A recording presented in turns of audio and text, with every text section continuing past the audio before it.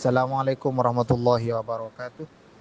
Tetap bersama kami, Olili Zain, kelas A38, mahasiswa PJJ PAI, Winsi Bersyekh Nurjati Cirebon.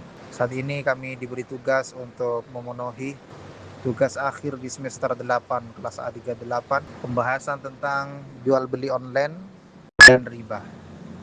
Sebagaimana lazimnya, kita memberi pemahaman tentang pinjaman online dan riba, dasar pemikiran, dan yang perlu diketahui bahwa riba dalam perspektif Islam diartikan sebagai tambahan atau kelebihan yang disyaratkan dalam transaksi pinjaman tanpa adanya kompensasi yang dibenarkan secara syariat.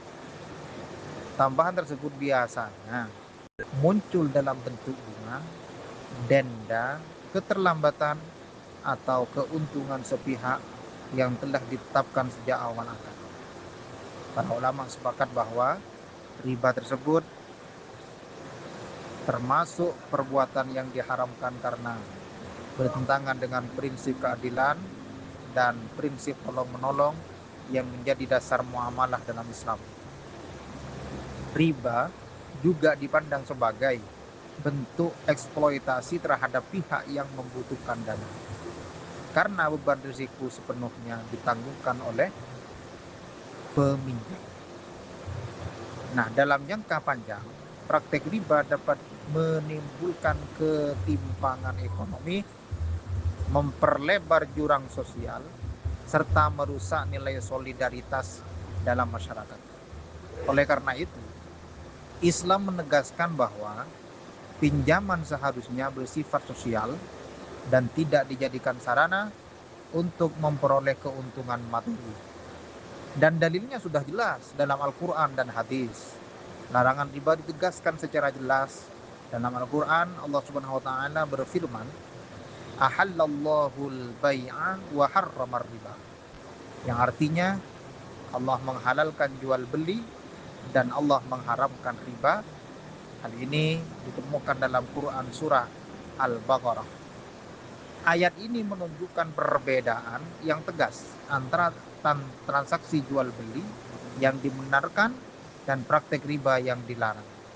Selain itu, Rasulullah juga memberikan peringatan keras terhadap praktek riba melalui sabdanya, la'anal Rasulullah sallallahu alaihi wasallam akilar riba wa muwakkilahu wa katibahu wa syahidaihi, yang artinya Rasulullah melaknat pemakan riba, orang yang mengkonsumsi riba, atau pemberi riba, pencatatnya, atau bahkan kedua saksinya.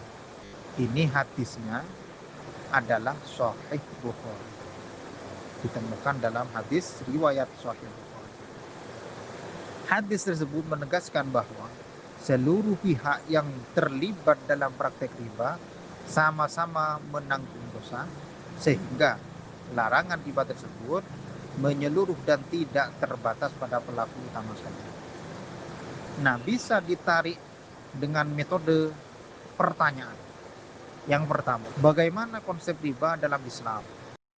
Jelas, jawabannya adalah konsep riba dalam agama Islam sangat dilarang karena bertentangan dengan hak-hak peradilan dan hak-hak tolong-menolong.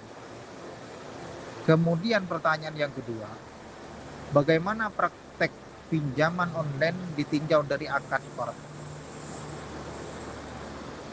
Lah, pinjaman online dalam perspektif hukum Islam pada umumnya tidak dibenarkan apabila mengandung bunga, denda, atau tambahan yang disyaratkan sejak awal akad.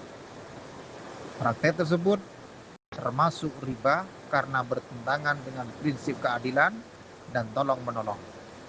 Islam memandang pinjaman sebagai akad sosial, bukan sarana mencari keuntungan. Oleh karena itu, masyarakat perlu lebih selektif memilih layanan keuangan, memahami akad secara menyeluruh, serta mengutamakan lembaga berbasis syariah agar terhindar dari dampak riba.